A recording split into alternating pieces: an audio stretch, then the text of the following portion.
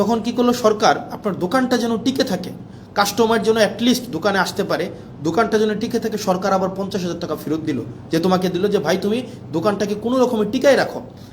সরকার আপনাকে ফেরত দিল এবং বলল কি আগের যে মালিক যে 1 লক্ষ টাকা নিয়ে পালাই গেছে তাকে কোনোভাবেই আর এই দোকানের মালিকানা বুঝাই দেওয়া হবে না।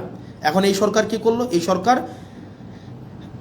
আসার পরে ওই মালিককে আবার এখন সুযোগ দিল যে তুমি যদি মাত্র 7% টাকা ফেরত দাও, মাত্র 7,000 টাকা ফেরত দাও, তাইলে তোমাকে আবার মালিকানা বুঝাই দেওয়া হবে। তার মানে ওই দোকানদার 1 লক্ষ টাকাও খাইছে, পরবর্তীতে সরকারের 50,000 টাকাও পাইছে, এখন মাত্র 7,000 টাকা ফেরত দিয়ে সে এখন এই দোকানের মালিকানা বুঝে পাইবে। মানে এত মানে মানে অযৌক্তিক অবিবেচনা প্রসূত কোনো সিদ্ধান্ত হইতে পারে, মানে বিএনপি থেকে আমরা পাইতে পারি, মানে এটা কোনোভাবেই গ্রহণযোগ্য ছিল না। তার মানে আপনি 1.5 লক্ষ টাকা, মানে 1 লক্ষ টাকা তো এটা আপনি নিয়েই গেলেন জনগণ থেকে, সরকার আবার আপনাকে 50,000 টাকা দিল এটাকে বাঁচিয়ে রাখার জন্য, এখন মাত্র আপনি 7,000 টাকা ফেরত দিয়ে আপনি এই ব্যাংকের মালিকানা বুঝে পাবেন। সরকার এই ধরনের একটা কালো আইন করলো, কাকে খুশি করার জন্য? অ্যাসালমকে খুশি করার জন্য। কাকে খুশি করার জন্য? রাষ্ট্রের মাফিয়াদেরকে খুশি করার জন্য, যেটা বিএনপি থেকে খুবই আনঅ্যাকসেপ্টেবল একটা হচ্ছে মুভ।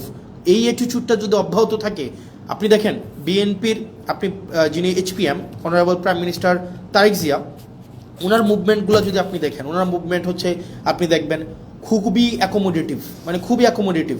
আপনি দেখবেন খুবই সুন্দর পেয়ার স্টান করতেছে, এই প্রোগ্রামে যাচ্ছে ওই প্রোগ্রামে যাচ্ছে, খুবই ডিসেন্ট এবং হচ্ছে ইনক্লুসিভ একটা মুভ দিচ্ছে।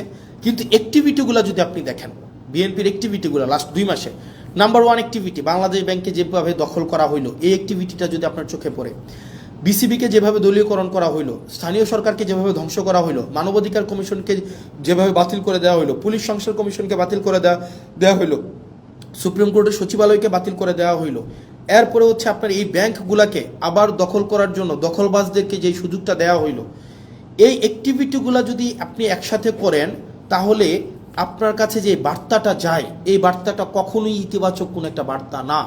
এই অ্যাক্টিভিটিগুলো যদি আমরা একসাথে যোগ করি, তাহলে যে বিএনপির চেহারাটা দাঁড়ায়, এই বিএনপির চেহারাটা যদি বেগম জিয়া বেঁচে থাকতেন, নিশ্চয়ই উনি সেটার জন্য উনি অবশ্যই দুঃখ পাইতেন, কষ্ট পাইতেন। উনি বেঁচে থাকলে কখনোই এভাবে মানে নগ্নভাবে দলীয়করণ করা হইতো না। উনি জুলাই জাদুঘরকে যেভাবে হচ্ছে বিএনপি দলীয়করণ করার জন্য সবার হচ্ছে দিনে দুপুরে প্রকাশ্যে যেভাবে একটা জালিয়াতির একটা আশ্রয় নিয়েছেন, সেটা ম্যাডাম যদি বেঁচে থাকতেন উনি অবশ্যই সেটার জন্য উনি লজ্জিত হতেন।